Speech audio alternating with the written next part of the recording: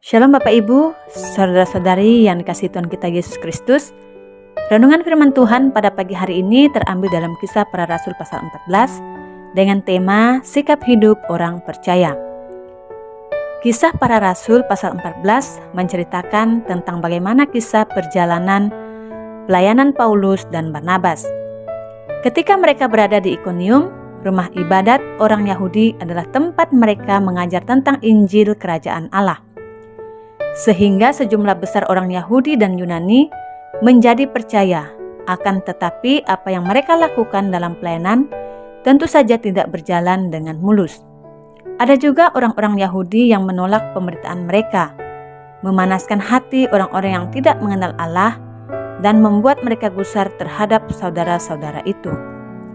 Dalam ayat yang kedua, saudara yang terkasih di dalam Tuhan, kalau kita melihat bagaimana perlakuan orang-orang Yahudi terhadap Paulus dan Barnabas yang tidak menyukai mereka, apakah mereka goyah dan berhenti memberitakan Injil? Tentu saja tidak.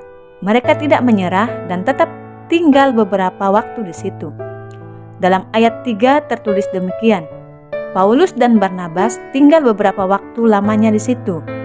Mereka mengajar dengan berani karena mereka percaya kepada Tuhan. Dan Tuhan menguatkan berita tentang kasih karunia-Nya dengan mengaruniakan kepada mereka kuasa untuk mengadakan tanda-tanda dan mujizat-mujizat. Melalui renungan firman Tuhan hari ini kita akan belajar bagaimana sikap hidup orang percaya. Pertama, hidup dalam persatuan. Ayat 4-5.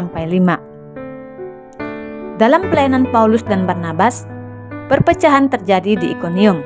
Hal itu disebabkan karena ada orang-orang yang tidak mengenal Allah dan ada kelompok orang-orang yang percaya kepada Allah.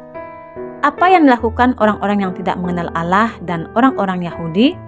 Ayat 5 mencatat bahwa mereka bersama-sama dengan pemimpin-pemimpin mereka menimbulkan suatu gerakan untuk menyiksa dan melempari kedua rasul itu dengan batu. Jika hal ini terjadi dalam kehidupan kita sebagai orang percaya maupun belum percaya kepada Tuhan, apakah kita dapat hidup dalam persatuan? Jawabannya tidak. Oleh sebab itu, mari kita memiliki hidup dalam persatuan baik dengan saudara seiman maupun tidak seiman agar hidup kita dapat menjadi berkat dimanapun berada. Kedua, hidup dalam iman. Ayat 8-10. Hidup beriman berarti kita sepenuhnya mengandalkan Tuhan. Hal ini dialami oleh seorang lumpuh sejak lahir dan belum pernah dapat berjalan. Namun dengan iman, Paulus mengatakan bahwa ia akan disembuhkan, maka hal itu pun terjadi. Saudara yang terkasih dalam Tuhan, mungkin saat ini ada di antara kita juga yang sedang mengalami sakit dan belum sembuh.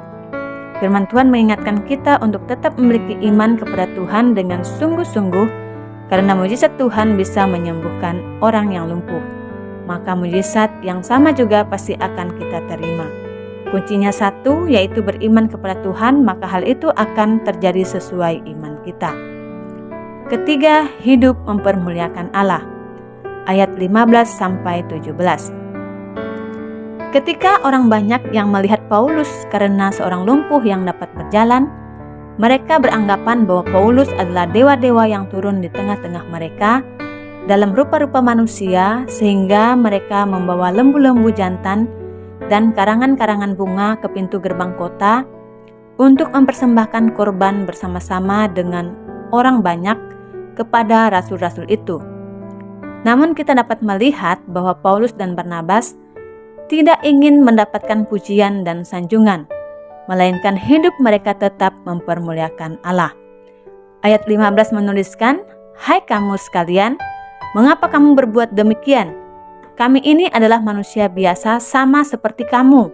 Kami ada di sini untuk memberitakan Injil kepada kamu, supaya kamu meninggalkan perbuatan sia-sia ini dan berbalik kepada Allah yang hidup, yang telah menjadikan langit dan bumi, laut dan segala isinya."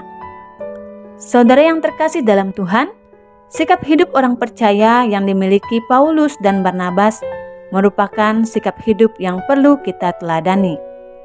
Dalam setiap tantangan yang mereka hadapi dalam memberitakan Injil, apapun yang terjadi, mereka tetap hidup menghindari perpecahan hidup dalam iman dan perkataan mereka tetap mempermuliakan Allah, sehingga mereka dapat melihat buah dari pelayanan mereka, yaitu memperoleh banyak murid dalam ayat yang ke-21.